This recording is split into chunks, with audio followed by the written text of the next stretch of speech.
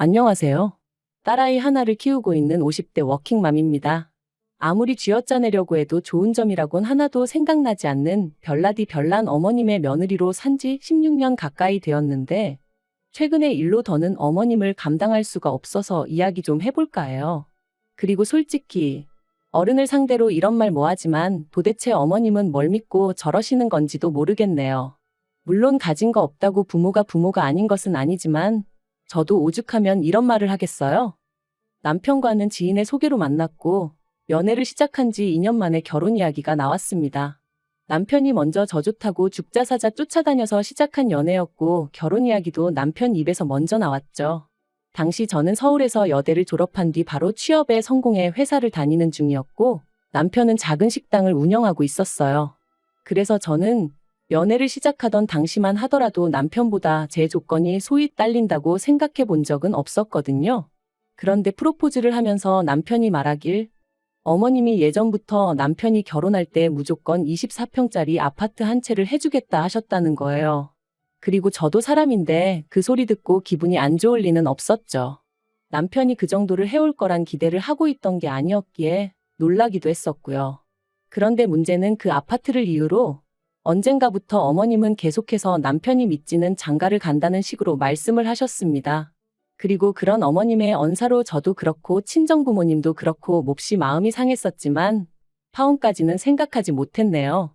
당시만 하더라도 그 정도 유세는 받는 쪽에서 좀 참아야 한다는 생각이 저변에 깔려 있었거든요. 게다가 친정어머니께선 어쨌든지 간에 남편만 제 편이면 결국 자식 이기는 부모 없다고 저희 시어머니도 별 수 없으실 거라 하시며 남편하고 잘 지내라는 말씀을 몇 번이나 하시더라고요. 지금이야 만약 제 딸이 저와 같은 소리를 들으며 시집 간다고 하면 미쳤냐고 그런 집구석에 뭐하러 가냐 하겠지만 한편 그렇게 아파트 한 채 가지고 온갖 생색을 다 내시던 어머님께서 상견례까지 다 끝나고 나서 말을 바꾸셨어요. 알고 보니 아파트 한 채를 해주겠다 하셨던 것도 당신 명의로 가지고 있던 아파트를 남편 명의로 돌려주겠다는 거였는데 당시 그 아파트에 세입자가 있었거든요. 그리고 그 세입자를 핑계로 드시며 저랑 남편더러 시댁에 들어와서 살라고 하시더라고요. 그런데 제가 합가는 정말 꿈에도 생각해 본 적이 없었어요. 어떻게 시집살이를 겪으면서 회사 생활까지 하나 생각만 해도 끔찍했죠. 그래서 결국 남편에게 결혼 이야기는 없던 걸로 하자고 했어요. 아무래도 내가 당신한테 어울리는 짝이 아닌 것 같다고 각자 갈 길 가자고요. 하지만 남편이 저를 놔주지 않았습니다. 저랑 헤어지면 자기는 누구하고도 결혼하지 않을 거고 어쩌면 당장이라도 죽어버릴지도 모른다며. 그리고 그런 이야기를 계속해서 들으니 제 마음이 약해지더라고요. 그리고 남편이 저한테만 그런 것은 아니고 시부모님한테도 계속 그런 식으로 회방을 놓으시면 두 번 다시는 아들 얼굴 못 볼 줄 아시라 뭐 그렇게 난리를 쳤던 모양이에요. 그래서 결국 파혼 이야기는 없던 걸로 하고 다시 결혼 이야기가 진행이 되었어요. 단 어머님이 아파트 명의는 당장에는 못 넘겨주고 제가 애 낳으면 그때 해주신다 하시대요. 그래서 알겠다 하고 결혼했습니다. 까놓고 말해서 아닌 게 아니라 그런 어머님의 모습이 어찌나 치졸하고 치사하게 느껴지던지. 결혼 당시 어머님이 딱 하나 마음에 든다 하셨던 게 제가 돈을 번다는 거였어요. 그런데 그것도 좋은 뜻으로 마음에 들어 하신 건 아니고 제가 당신 아들 등골은 안 빼먹겠구나 뭐 그런 식으로 말씀을 하시면서 마음에 든다 하셨죠. 사실 저희 어머님은 말 한마디를 해도 참 밉살맞게 하시는 재주가 있으신 분이셨습니다. 그러니 오죽하면 한 동네에서 30년을 넘게 사셨다는데 친하게 지내는 이웃이 한 분도 없으셨겠어요? 하지만 제가 임신 소식을 전하니 대번에 하시는 말씀이 당신한테 애 맡길 생각은 꿈도 꾸지 말랍니다. 주변 사람들이 애 봐준 공은 없다고 하더라며 고생은 있는 대로 하고 며느리 눈치 볼 일 있냐 하시면서 말이죠.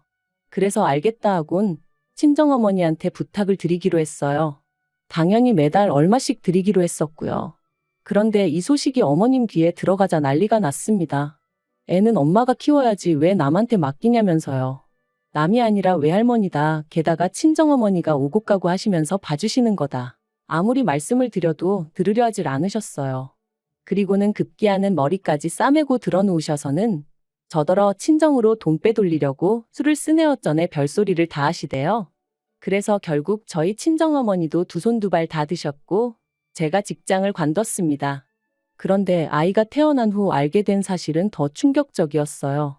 사실 어머님은 저희 신혼 때부터 연락도 없이 수시로 저희 집에 드나드시는 분이셨는데 친정어머니가 손녀 봐주러 오게 되면 당신이 오기 불편하니까 그래서 안 된다고 막으셨던 거더라고요. 그리고 이 사실을 알게 된 저는 정말 속에서 끓어오르는 분노를 참을 수 없었습니다. 그뿐인가요? 아이가 태어난 이후로 저희 부부는 어머님께 결혼 당시 약속하셨던 대로 아파트 명의를 바꿔달라 말씀드렸어요. 그랬더니 저희 어머님 하시는 말씀이 당신이 주고 싶으면 주는 거고 주기 싫으면 안 줘도 그만이라면서 저희가 말하는 게 싸가지가 있네 없네. 그리고는 결국 세금이 어떻고 이런저런 핑계를 대시면서 2달 가까이 저희를 당신 손바닥 위 떡 주무르듯 하시더라고요. 그래서 제가 남편더러 죽이 되든 밥이 되든 이 집에서 나가자. 나가서 우리 능력으로 살자 했습니다. 남편도 미안하다면서 얼굴을 들지 못했고요. 그리고 그렇게 저희는 은행 대출까지 있는 대로 끌어다가 어머님 보란 듯이 아파트 한 채를 샀네요. 남편이 미안하다며 제 명의로 사라길래 거절 않고 그렇게 했고요. 한편 저희 애가 초등학교에 들어가던 해였습니다. 남편에게는 아래로 6살 어린 시동생이 있는데 그 시동생이 결혼할 여자라며 예쁘장한 아가씨를 데려왔더라고요. 그리고 듣자 하니 당시 시동생은 직원 수 20명 남짓의 중소기업에 다니고 있었는데 그 회사 대표 딸이라나요? 이 얘기가 나오고 시부모님은 아주 축제 분위기셨어요. 특히나 어머님은 가만히 있는 저를 들먹이시며 그 아가씨는 말하는데도 아주 야무지고 똑부러지더라. 저랑은 차원이 다른 애 어쩌네 하셨는데 평소에 조금만 제 의견을 말하면 되바라졌네 당돌하네 하시며 혀를 차시던 그 어머님이 맞나 싶었죠. 하지만 그 무렵엔 저도 어느덧 시집 온 지 10년 차였고 어머님의 말 한마디로 울고 웃고 하던 시기는 어느 정도 지났을 때였거든요. 그래서 마음에 드는 며느리 보게 되셨으니 좋으시겠다 하고는 대충 넘겼습니다. 그리고 사실 그런 어머님의 말씀보다 저를 더 열받게 한 건 어머님이 이후로 보여주신 행동들이었어요. 저희한테는 그렇게 집 한 채로 시작부터 끝까지 약을 올리시더니 정작 시동생이 장가간다 하니 보란듯이 저희가 살던 그 집을 시동생에게 내주셨습니다. 그뿐인가요? 명의도 시동생 단독 명의가 아닌 동서랑 공동 명의로 한다는데 그러라 하셨다대요. 아무리 저희 친정이 돈 없고 백없다 해도 그렇지 어떻게 며느리 둘을 이렇게 달리 대하시나 싶은 게 정말 온몸이 부들부들 떨렸습니다. 게다가 지난 10여 년간 시댁 명절이며 행사며 저는 단 하루도 걸러본 적이 없었어요. 아니, 걸을 수가 없었죠. 여차하면 머리 싸매고 드러누워버리는 어머님. 저러다 정말 어떻게 되시면 그 원망이 다 저에게 향할 것 같았으니까요.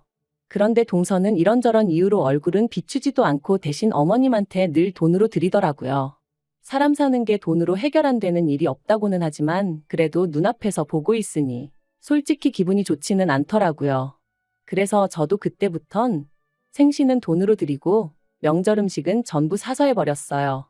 물론 그럴 때마다 동서와 달리 저는 돈은 돈대로 쓰고 욕은 욕대로 엄청나게 먹었지만요. 그런데 그렇게 시동생이랑 동서랑 결혼한 지 3년째 되던 해 어머님이 정말로 쓰러지셨습니다. 뇌졸중이었죠. 그래서 이후로 한 달간 병원 신세를 지셨는데 이때는 정말 저도 울고 싶은 심정이었어요.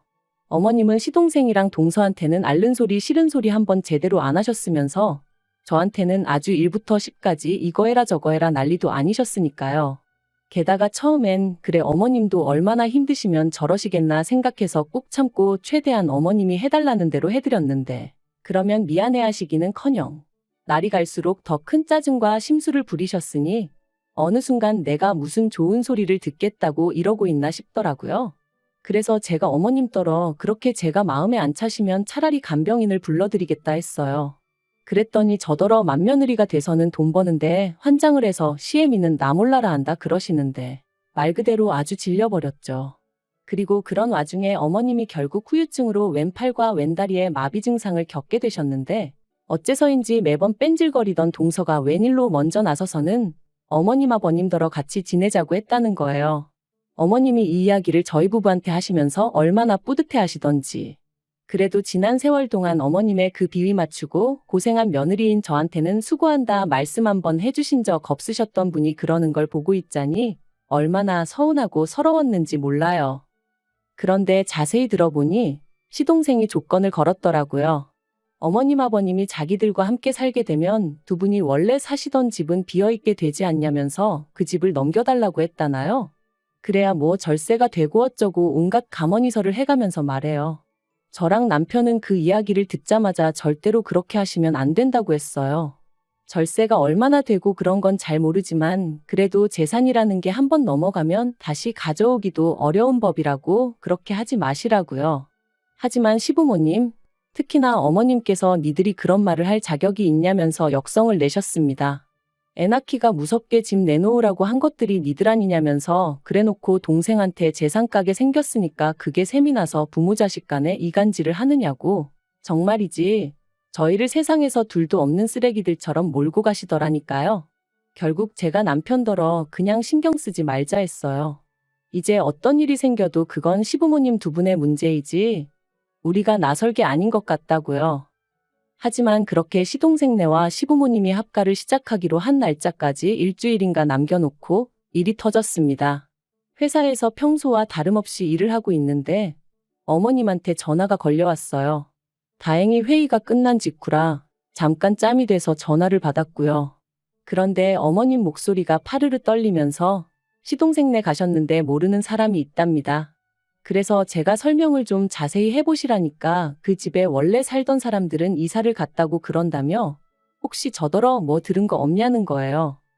저는 금시초문이었고 그래서 일단 남편하고 통화를 해보겠다 했습니다. 그리고 아니나 다를까 남편도 그게 무슨 뚱딴지 같은 소리냐며 어이없어 하대요. 결국 퇴근하기가 무섭게 허겁지겁 시동생네를 찾았습니다. 그리고 거기서 알게 된 건 충격적이었어요. 시동생네 앞집에 산다는 사람이 말하길 어디 외국으로 이민 간다는 식으로 이야기를 했었다더라고요. 그리고 그때부터 망연자실에 계셨던 시부모님을 대신해 남편과 제가 이리저리 뛰어다닌 결과 시동생은 이미 퇴사를 한 지 오래였고 동서는 그 회사 대표의 딸도 아니었습니다. 두 사람이 정확히 언제부터 다른 가족들을 속인 건진 모르겠지만 아무튼 둘이 작정을 하고 해외로 튄 것도 맞는 것 같더라고요.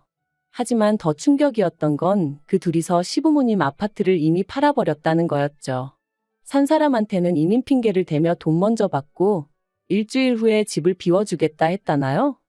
어디 뉴스에나 나올 법한 불효자식이 시동생이었다니 거기다 그동안 저희가 알고 있던 동서는 누구였는지 모든 게 받아들이기 어려운 현실이었어요. 하지만 당장 그런 것보다 더 큰 문제는 오갈 데가 없어진 시부모님을 어떻게 하냐는 거였죠.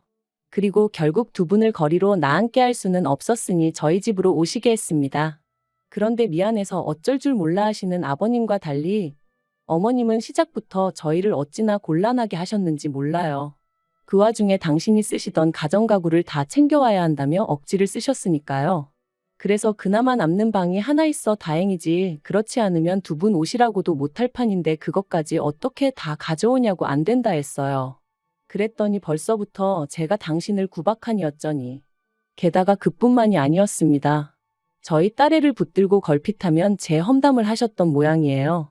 그런데 딸애하고 저는 주변에서도 부러워할 만큼 자매 같은 모녀 사이였단 말이죠. 그러니까 딸애가 어머님더러 듣기 싫다 그만하시라 했던 모양입니다. 그랬더니 이제 제가 평소에 딸애한테 할머니인 당신 욕을 얼마나 해댔으면 저러겠냐고 가정교육을 운운하시더라고요. 그리고 그런 말도 안 되는 언쟁이 매일같이 오가니 결국 저희 딸애가 우울증 증상을 보이기 시작했어요.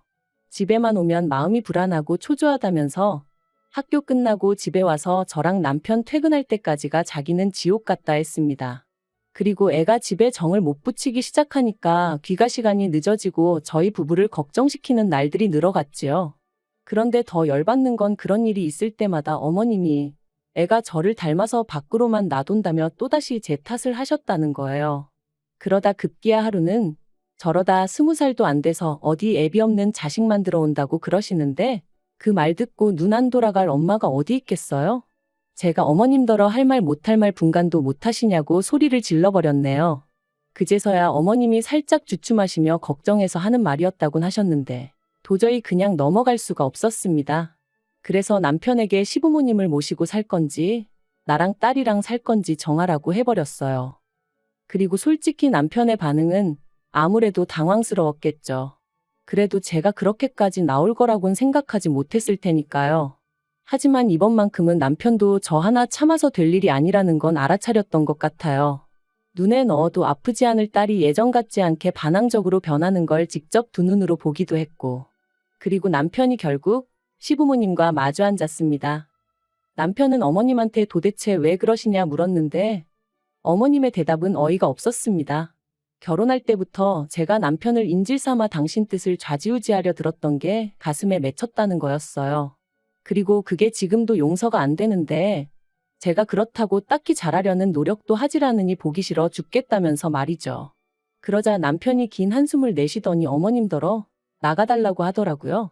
그러자 어머님이 단번에 제가 시킨 거냐며 저한테 미친 X라고 욕을 내뱉으셨어요.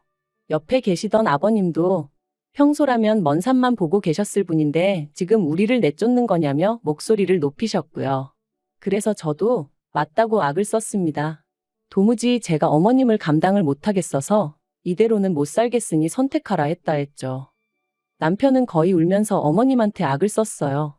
도대체 왜 일을 이렇게까지 크게 만드시냐면서 해도 적당히 하셔야지 왜 가만히 있는 손녀까지 힘들게 하셨냐고 퍼주는 건 다 동생네 퍼주시고 왜 우리는 이렇게 힘들게 하시냐며 말이죠. 그리고는 남편이 당분간은 원룸이든 뭐든 구해드릴 테니 두 분은 거기서 지내시다가 시동생네 찾게 되면 그리 옮겨가시라 하대요. 그게 자기가 해드릴 수 있는 마지막 배려라면서요. 그제서야 어머님께선 네가 어떻게 우리한테 이러냐며 바닥에 주저앉아 어린아이처럼 우셨고 아버님은 아버님대로 말도 안 된다며 세상에 이럴 수는 없다 하셨지만 저는 더는 두 분에게 휘둘리고 싶은 마음이 없었기에 방으로 들어가 버렸어요. 그리고는 머리끝까지 이불 뒤집어 쓰고 귀 막고 그러고 있었죠. 이후로 얼마간의 시간이 흘렀을까? 어두운 안색으로 남편이 방에 들어와서는 제 머리를 쓰다듬으며 그간 고생 많았다 하는데 저도 그제서야 정말 눈물이 주룩주룩 쏟아지대요. 굳은 살이 박힌 대로 박혀서 이제 웬만한 일에는 상처를 안 받는다고 생각했는데 그렇지도 않았나 봐요. 그리고 결국 남편은 작정이라도 한 듯 일주일도 채 되지 않아 원룸을 구했다며 시부모님을 모시고 나갔습니다. 솔직히 두 분의 뒷모습을 제가 보면 마음이 편치 않을 것 같아 저 없을 때 모시고 나갔음 했는데 다행이었죠. 어머님은 거동이 불편하시다 보니 아마 아버님이 제일 이래저래 고생을 하실 것 같아요. 그걸 생각하면 아버님 신세도 딱하다 싶긴 합니다만 제가 누굴 걱정할 상황은 아니었으니까요. 아무튼 이후로 저희 가정에는 다시 평화가 찾아왔습니다.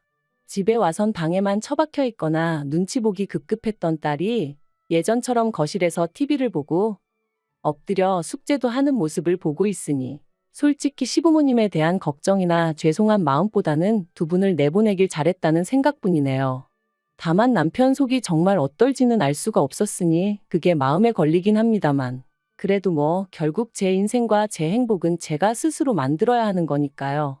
이만큼 참고 희생하고 살았으면 충분했다고 봐요. 시동생네 일도 더는 신경 쓰고 싶지도 않습니다.